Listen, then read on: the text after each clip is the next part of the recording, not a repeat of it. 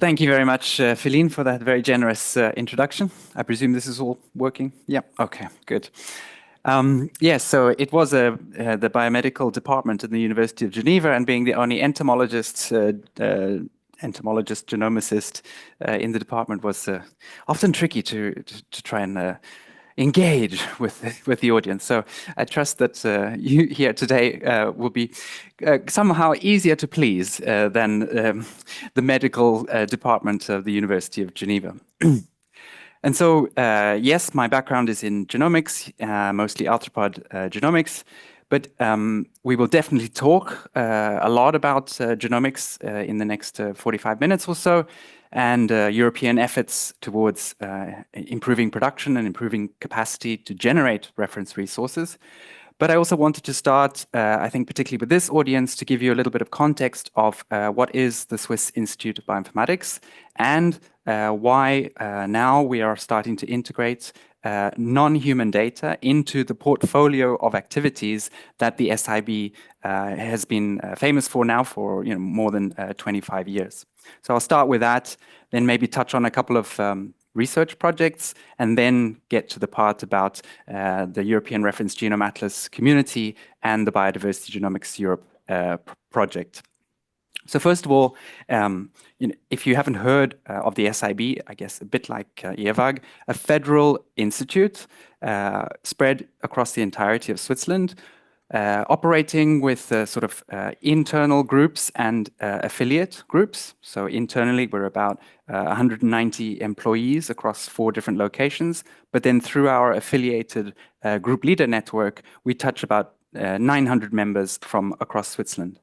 A non-profit independent institution, and also the Elixir node for Switzerland, so representing bioinformatics in the life sciences at the European life science research infrastructure level. So while we're not equally and evenly spread entirely across the map of Switzerland, there's some history starting in the Lemanic region, but now really trying to be more representative and connect the dots across researchers, research groups who are essentially involved in bioinformatics, but from the sense of tool and database development. So not just the end users, but really the producers of key resources that are then used by others. And so that's basically the line that you have to cross if you want to be applied to become an affiliate group leader of the SIB. In terms of the mission, it's about making the data talk, or making the data sing, if you like. And for the last 25 years, this has been very much focused on human data. So starting from the days of Swissprot, which is one of the most universally, globally well-known resources for curated information about the functions of proteins in the human genome and now other organisms. How can we have that high quality, collected, collated, and curated information about turning this disconnected and hard to find knowledge into a useful resource that is basically fueling the research work of a lot of other people? And there, it's about unlocking the potential in biological and biomedical data. And I think one of my jobs today is to kind of dispel the idea that the SIB is only biomedical and only human health. And we are really looking into what we have learned in the human data space, what we have learned in the medical data space, and how we can translate some of those practices into non-human data management for the benefit of all researchers. So it's really, trying to embrace new technologies. I'm dealing mostly with genomics, but of course, technologies are making huge advances in lots of different spaces, in metabolomics, in proteomics. So a lot of omics, but not only omics technologies, to try to foster these new innovations in terms of the enabling of researchers to answer the questions that they want to answer. And at the same time, building this federated network across Switzerland, so that Switzerland actually stands out, as a leader in the field of this bioinformatics resources, tools, and services that are then enabling research. And this is sort of how it's done internally at the SIB with three main axes of activities. So at the center of it is the coordination part, where being a network of different groups across the whole of Switzerland, we're trying to coordinate efforts so that we're all heading more or less in the same direction most of the time. But then we're also using this network as a center of excellence to be able to connect people who are working on similar problems in different parts of the country or across Europe, and bring them to answer some of these questions.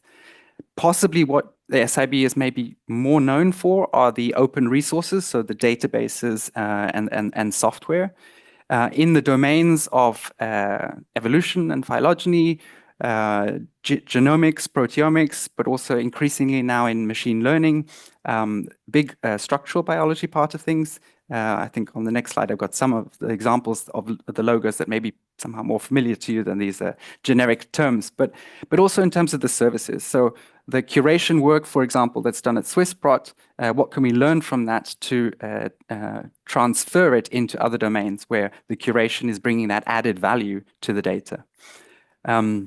Also on the health side of things, how do we manage sensitive data?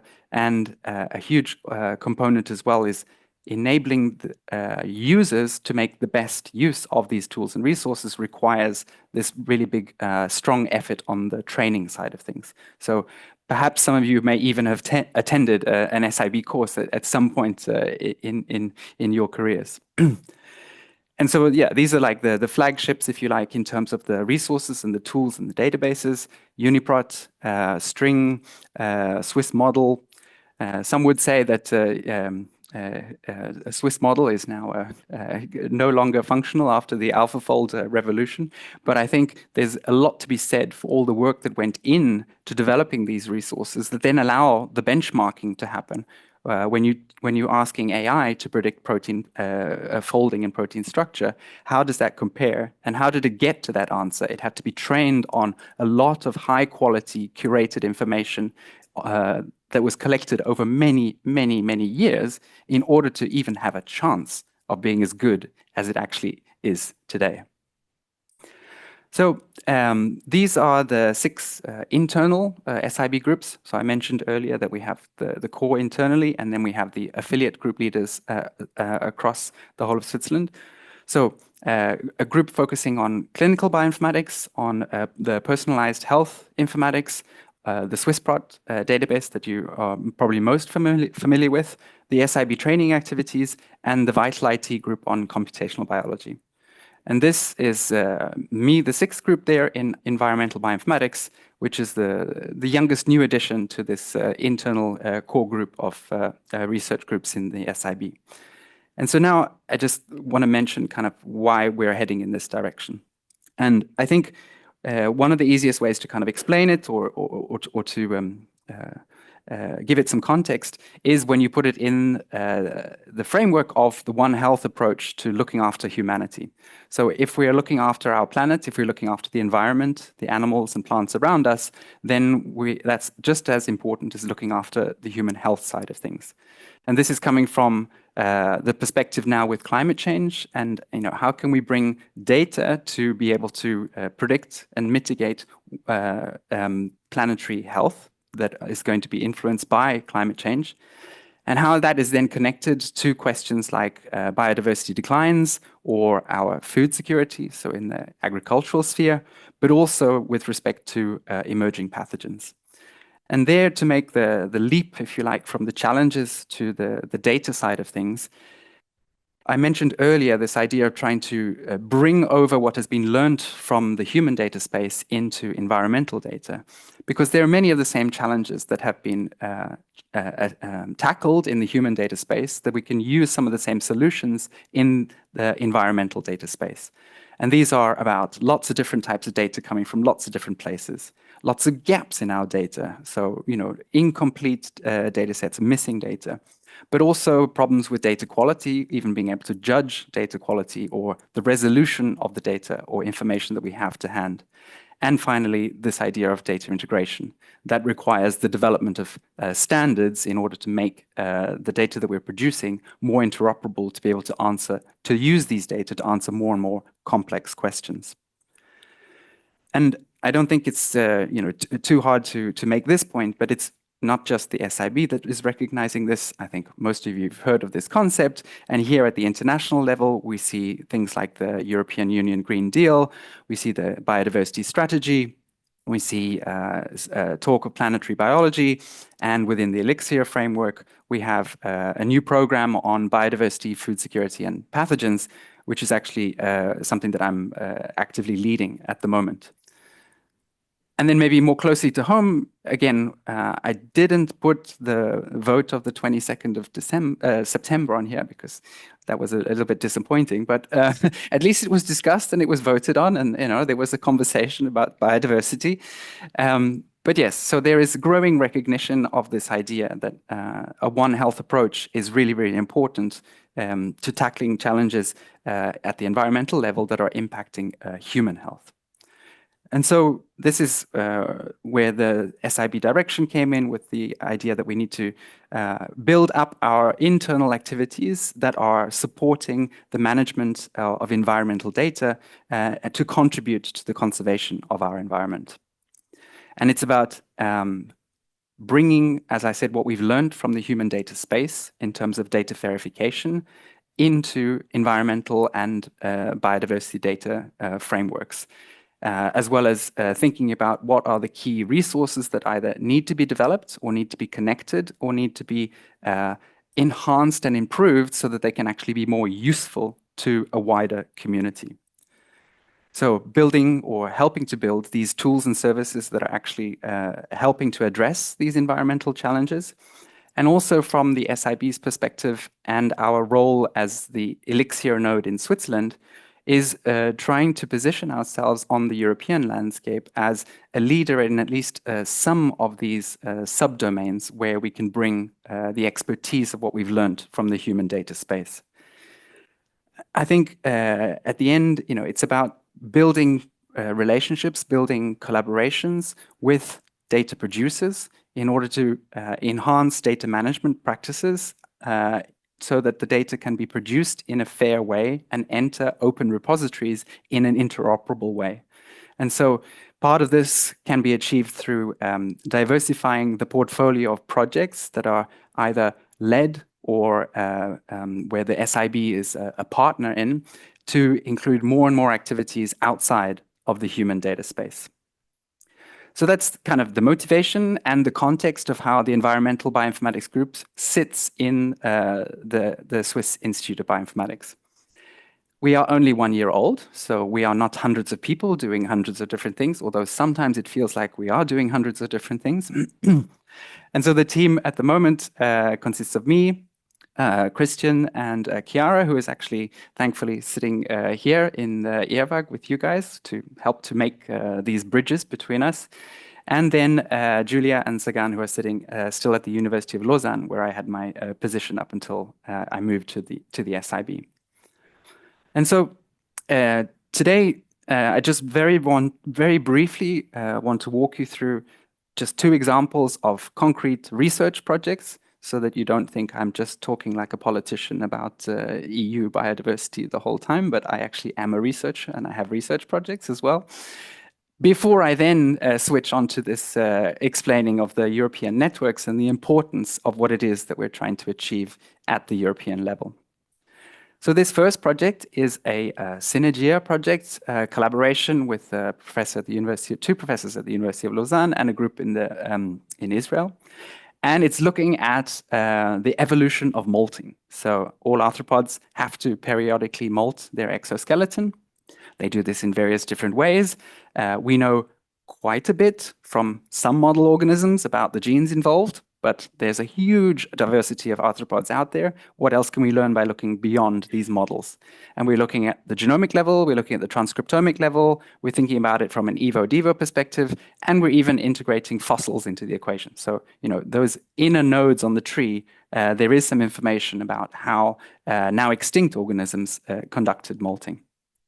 So no need to get into all of the details, but we have to dig into what we know from our model species about the pathways and the genes involved, and then transpose that across all of the arthropod tree for which we have some genomic data, and then begin to look for the trends and the patterns about what is conserved and what is different in each of these different pathways.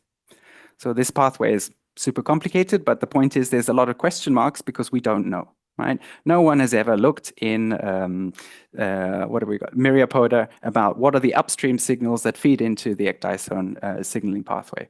Or if they have looked, they have not really found a satisfying answer to date, right?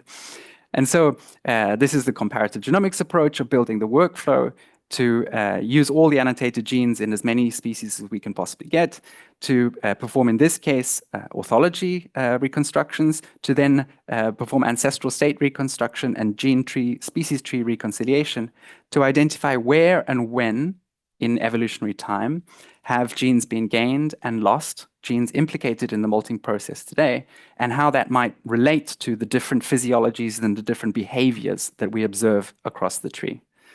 And so this is mostly Julia's work, looking across more than 150 different arthropods.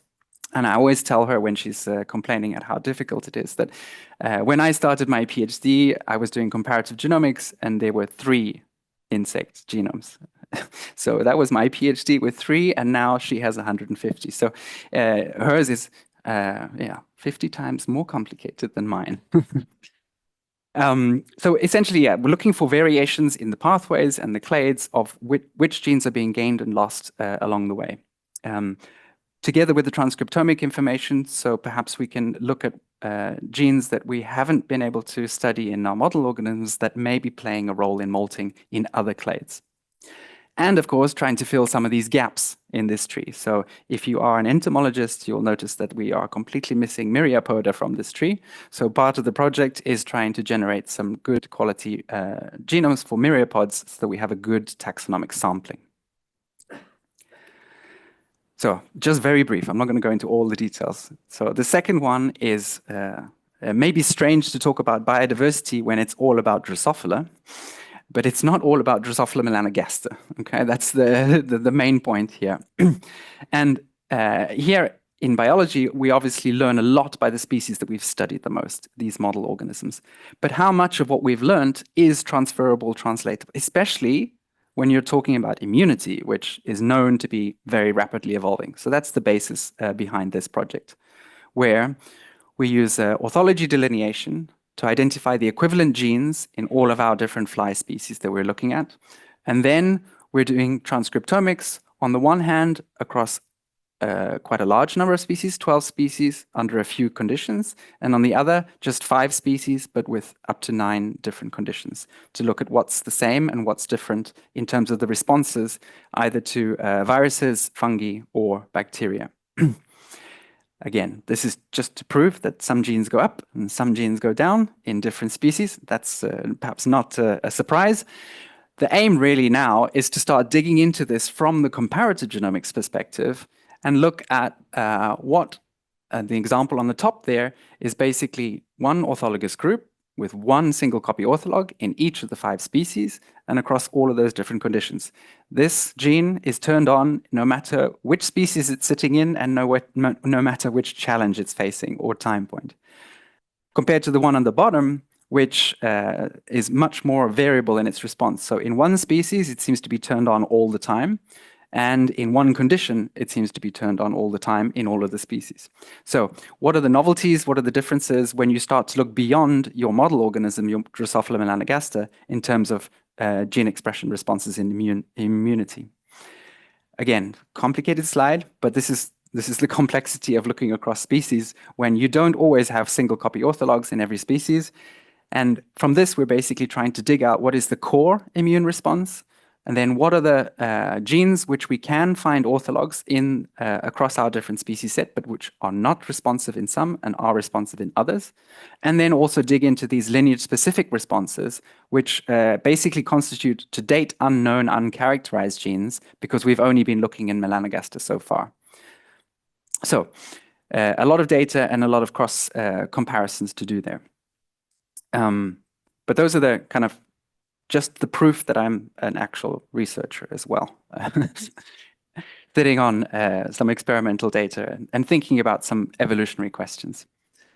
So for the second half, I'm going to be mostly talking about our European network efforts. And so as Philine introduced earlier, the European Reference Genome Atlas is, I'm currently the chair, and coming from those early days when we were representing Switzerland on the council, a long time ago now, it feels. It's a community effort, which is really about getting together to build reference genomes. And this is not necessarily in the sense of production centrally by a big sequencing center or something like that. It's more about bringing together people with different expertise along this kind of genome generation workflow, all the way from the sampling to the extraction, to the sequencing, to the assembly, to the final deposition in the databases, so that we can share experiences and we can get it right first time instead of constantly running into problems when we are trying to extract from an organism that we've never extracted before, assemble a polyploid that we've personally never had to do before, all of the different things that can go wrong along the way. How can we work together to communicate about this so that we are more efficient and every single researcher can get their reference genome at a decent cost and without losing their mind trying to achieve the high quality reference that we're looking for. So the community is about coordinating the production rather than producing high quality reference genomes that are trying to represent the entirety of European eukaryotic biodiversity. And ERGA is the European node of the global effort, which is the Earth biogenome. So we have to kind of play this role of coordinating what's going on in Europe while communicating at the global level with the EBP. And really, it's about promoting these transnational interactions and collaborations by really simple things like sharing protocols, sharing workflows, sharing best practices, so that we can try to optimize the whole process so that everyone who is trying to reach a reference genome quality status has the best chance they possibly have to do so in a smooth manner. And so operationally, we are an initiative, yes, that is generating reference genomes through some of our funded projects. But more importantly, we are this umbrella organization trying to coordinate among different projects that might be happening at a national level, or they might be happening at a taxonomic level, at least for us, focusing on European species. But also, and I mentioned this as one of the main remits of the SIB internal groups, is this training aspect. So you can build the most wonderful tools in the world, but if you don't have the training and the resources and the guidelines for people to use them, then it's very difficult for them to become widely used. And this is just another view of the same kind of genome generation workflow, if you like, just to emphasize a little bit more the complexity of the whole thing. So it's really trying to gather experts in each of these different steps, including the taxonomists there. So making sure that you've actually got the right species before you start to take a sample and send it off for sequencing. And at each of these different steps, trying operationally to build standards that are built and designed by the community for the community, with really practical guidelines that are going to help people overcome each of these different steps. About sharing information, building in support systems, so having the ability to connect to one of these committees here. So on the top, we have the scientific committees going from the sampling through to the sequencing and assembly, annotation, and data analysis.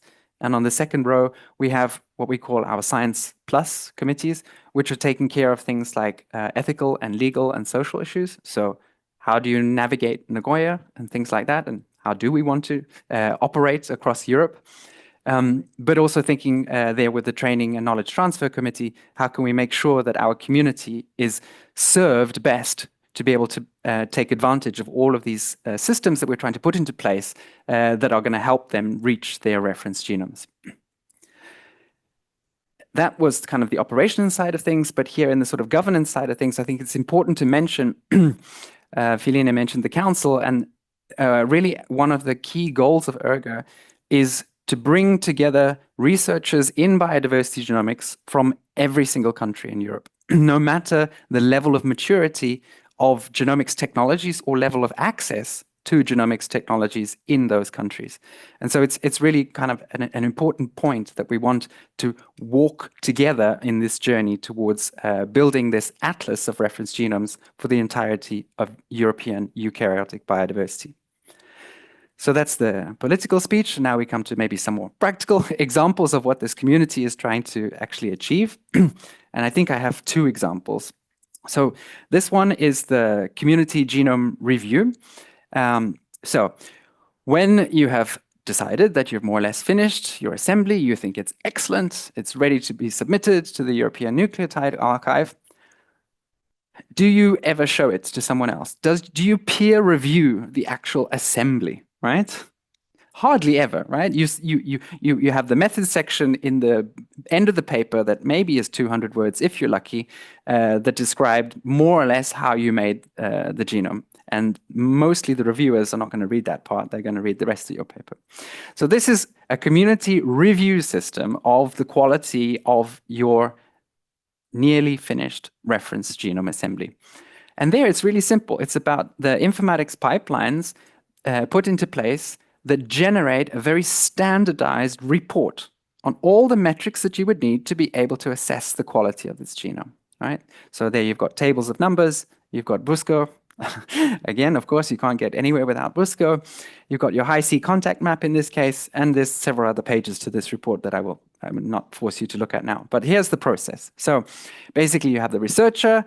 We also have a bot, which is basically programmed to read off GitHub when someone has made a comment and then prompt the next person to go back and look at that comment. So to keep the ball rolling, if you like. We have the supervisor and we have the reviewer. And these are all people from the community.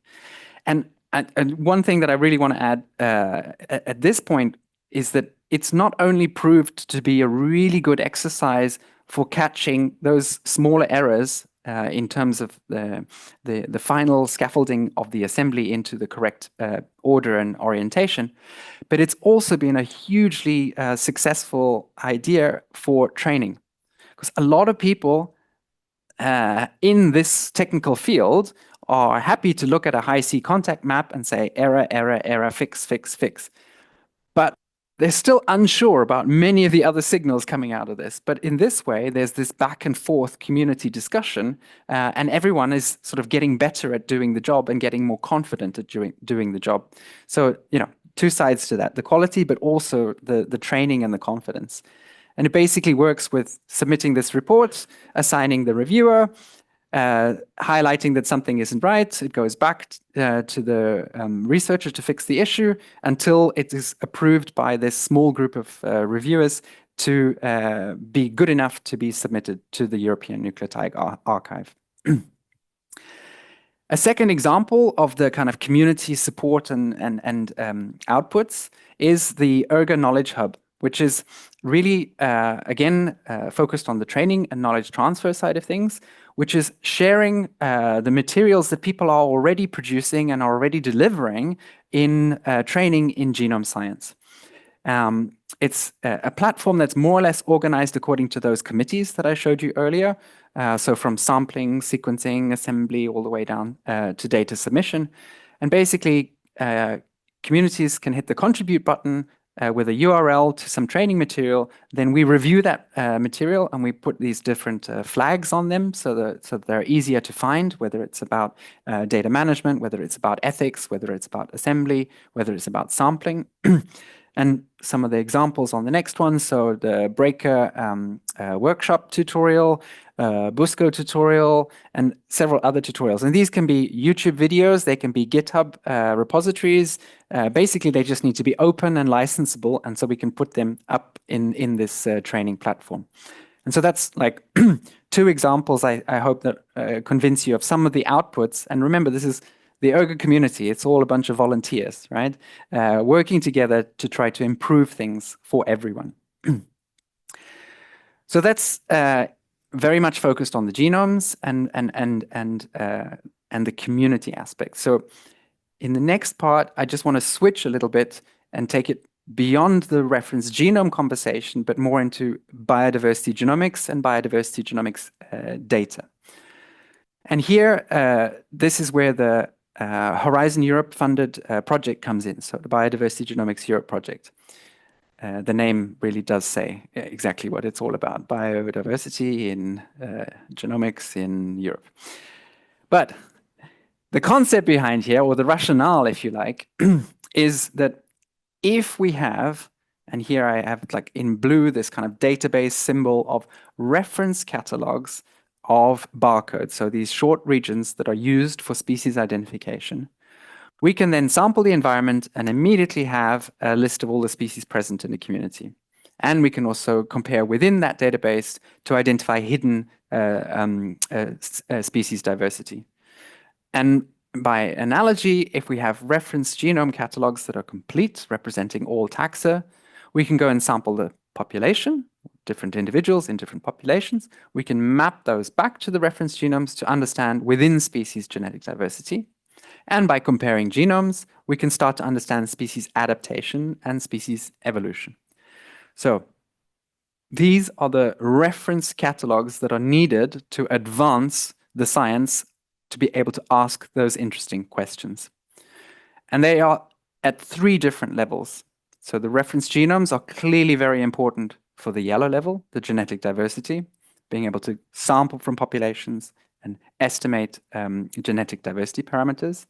Species diversity, to a certain extent, both the reference genomes and the barcodes, so understanding the composition of your community, and even broader at the ecosystem diversity level. And this is really like trying to bring these genomics technologies to help answering these questions about how we best assess and how we best monitor biodiversity at these 3 different levels. Now, the reality, of course, is that these reference catalogs are empty. Not entirely empty, but relatively speaking to the thousands of described species out there, we have quite a long way to go to fill up these reference catalogs. So they inhibit our ability to identify species in communities, check for hidden species diversity, fully map within species genetic diversity, or fully explore evolutionary and adaptation questions. And so this is where the Biodiversity Genomics Europe project is trying to begin to address this shortfall in our reference catalogs, if you like. A large project that is bringing together ERGA, so from us on the reference genome side of things, with the community of barcoding researchers under their umbrella of IBOL Europe, so the International Barcode of Life Europe. Bringing together, I think it's 34 partners from across 20 European countries to try to build the systems, to put the systems in place to begin to fill up these reference catalogs. And we are represented both on the genomes side of things and on the barcoding side in the coordination of the entire project. And on my side, I'm relying very heavily on Christian and Chiara to manage this huge project with a lot of different partners across a lot of different countries with a lot of different moving parts, many of which I'm not really an expert on, but I have to have sort of become knowledgeable enough to be able to see what's going on. And so, although we are 2 different communities using slightly different technologies and slightly different methods, we realize that there's a lot of synergy and that we have to capitalize on that synergy because we are essentially following several similar steps. That is from the fieldwork to collect the samples, through into the sequencing, then the data processing, and the need to then demonstrate the application or demonstrate the use of these reference resources at the end. So this is more or less how the project is designed, so that we are working in parallel and collaborating where we can. So especially on the sampling side of things, especially on the species identification, so the taxonomic questions. And in terms of the overarching goals, it's obviously improving capacity across Europe to be able to deliver now within the project, but also in the future. So in national projects, in regional projects, etc. It is also partly about production. We have to show that we can do it, right? So how many reference genomes can you do in a 3-year Horizon Europe project, given this amount of money?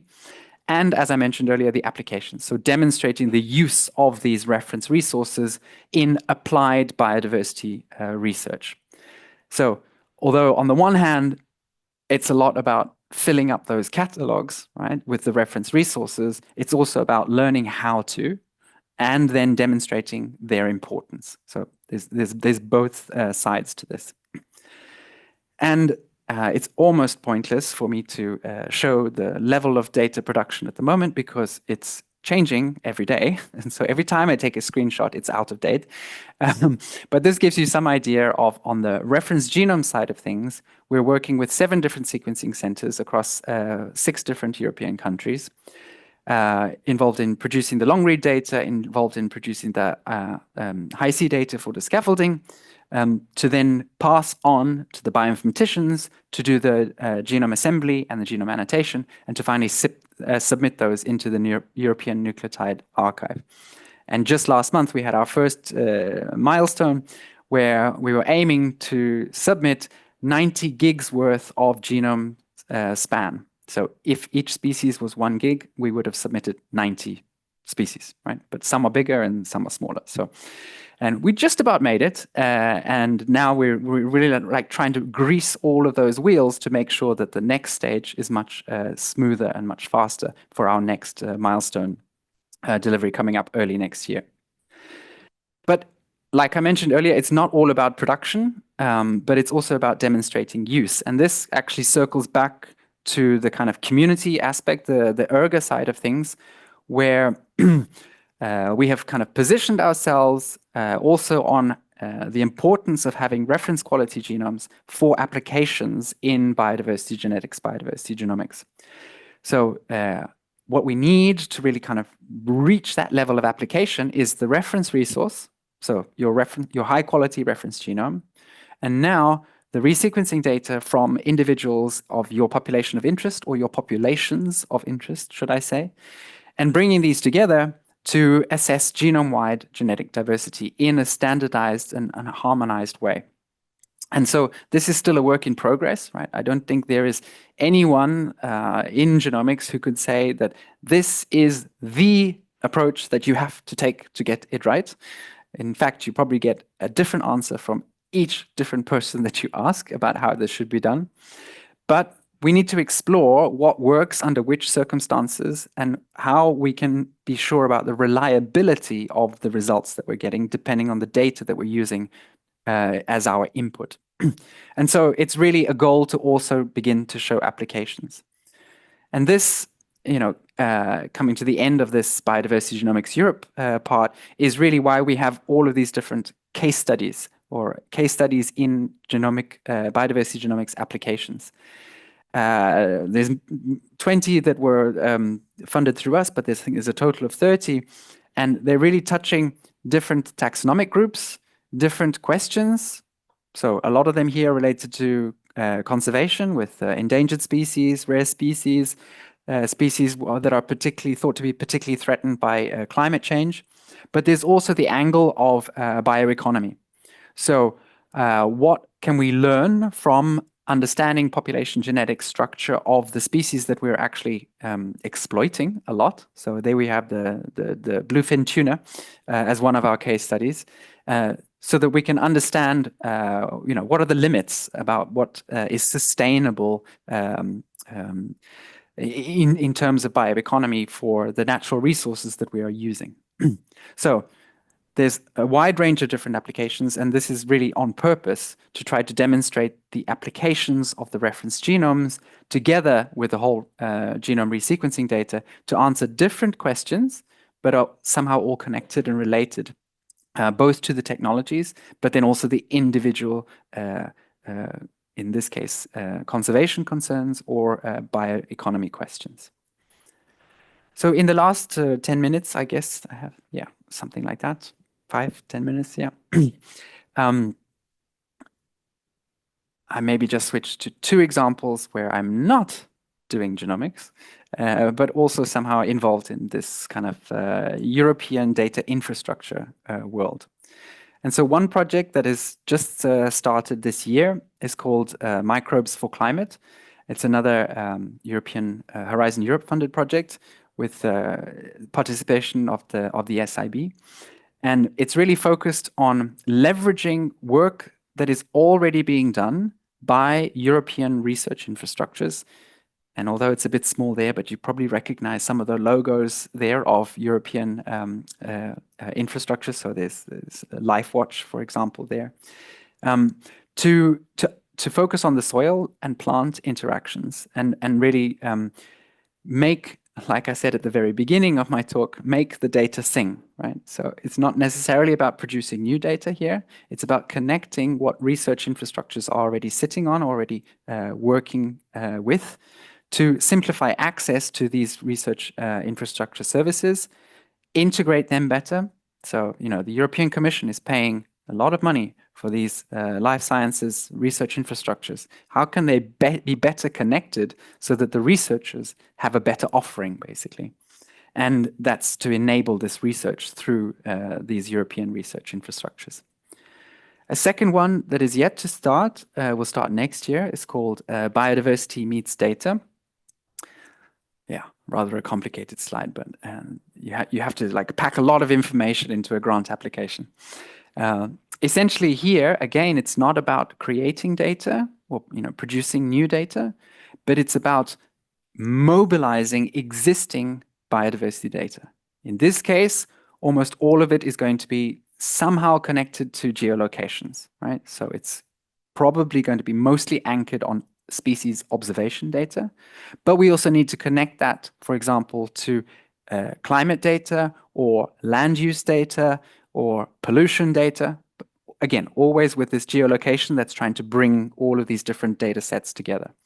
And so it's about mobilizing biodiversity data that exist from natural sites that are not making it into otherwise natural homes, like, for example, GBIF, into a catalog of available resources on top of which we can build these virtual research environments so that you can go there and you say, I need all bird observation data from this geographic region between this date and this date, together with all the seasonal data about when the first spring rains arrived or something like that, right? So you can, in the same system, extract the data that you need to answer your specific question. So 2 examples of kind of just getting started European projects that are not strictly directly related to biodiversity genomics, but clearly also linked to understanding interactions across species and in time for preserving biodiversity. So now I'm going to finish with something completely different, which is about a project on text mining and natural language processing of species trait data. So again, beyond genomics, but I'm hoping that it's going to lead me nicely to the end of my talk to kind of a connector back to the beginning. So this was a bit of a crazy idea. Why would you even try to do this? The literature is locked away behind publishing fees, etc. But here we decided to focus on what are called taxonomic treatments, which hopefully many of you will have heard of. This is the technical description of the species. And so inside these publications, you have a lot of information about what the species looks like and how it behaves, because that's how it's defined as different from its closest sister species, right? So we thought this would be a rich source of information for extracting arthropods. I admitted at the beginning, I'm an entomologist, kind of.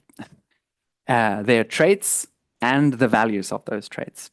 Extract those from the literature, feed them into an open database that is connected to the community so that we can try and have some sort of feedback cycle on correct machine identified arthropods, traits and values, incorrect, missing, etc., to try and improve that, basically release this information that is up until now trapped in these publications.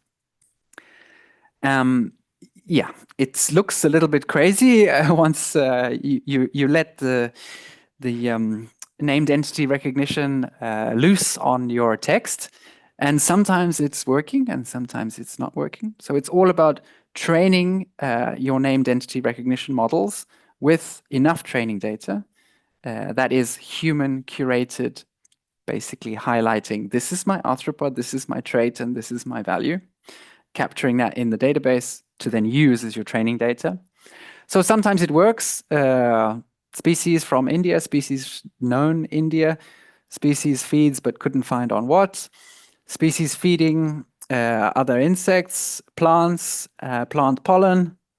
But then, I mean, oh no, that one doesn't work. But that the very last line there, feeds on pollen, and it couldn't get that. And I was like, so close, so close. So it's not easy, but I think it's sort of a different way of looking at how do we make data, or sorry, how do we make knowledge out of data? Because here, this is a text document, right? But we can read it as a human, and we can extract what we need from it to answer our question.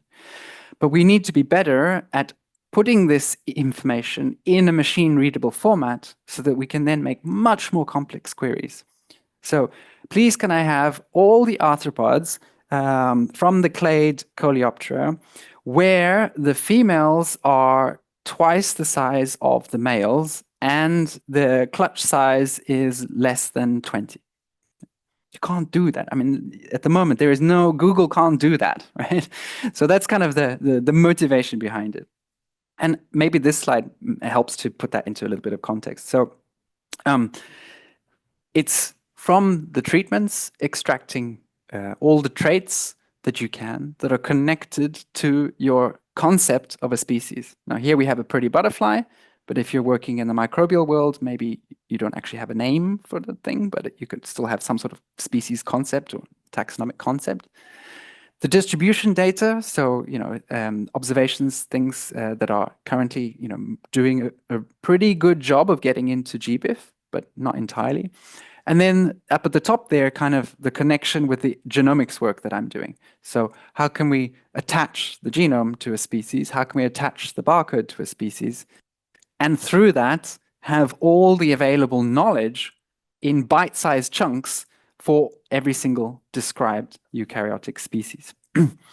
This would be amazing, right? But I think it's small steps, both on the genomic side of things, but also on the extracting and making machine readable the knowledge that we are already accumulating about the world in which we live. And so then the last slide is maybe a bit more conceptual, coming back to the data science side of things and why good data management practices and data mobilization practices, data brokering practices, we can try to reuse what has been developed in the human data space and apply it to different scenarios. So just as a broad kind of cartoon idea, all of the data production, that's not something that I'm very close to in terms of getting my hands dirty and doing the proteomics, the metabolomics, etc. But we need to stay close as the data scientists to the data producers so that we understand all the complexity that needs to be captured in the metadata that accompanies that data into these open resources. Because if you don't capture how something was observed, how something was produced, how something was measured, it's really, really much harder to reuse that information later, for other people to reuse that information later. So I think in terms of data science solutions, they're at the coal face with the collection, the data collection part, is a really key point. So brokering solutions for researchers or producers in more general terms. There's obviously the technical side, which is the interoperability of databases that are currently siloed because of the lack of standards and the lack of a common terminology, which again is improved if you've started at the beginning by ingesting the data with community approved and community useful metadata. And finally, at the end here, on the analysis side, is imagine all of the much more complex, much more meaningful in terms of scope and breadth questions you could be asking of these data if they had been entering these databases in the first place in a manner that makes them interoperable and a manner that makes them usable. There we can also think about letting loose AI on there, but if you're going to let AI loose on that, then you really need a good training data sets. You need curated knowledge. And so this is kind of where the data science perspective is trying to come into this realm of very heterogeneous data that is full of holes, full of gaps, full of missing information, and try to think, okay, let's not think about we're going to solve everything today, but rather what are the small steps that we can take to start to improve the way data are managed in the non-human data space. And with that, I would be thanking all of you for your attention, and hopefully I have some minutes for a question or two. Thank you very much.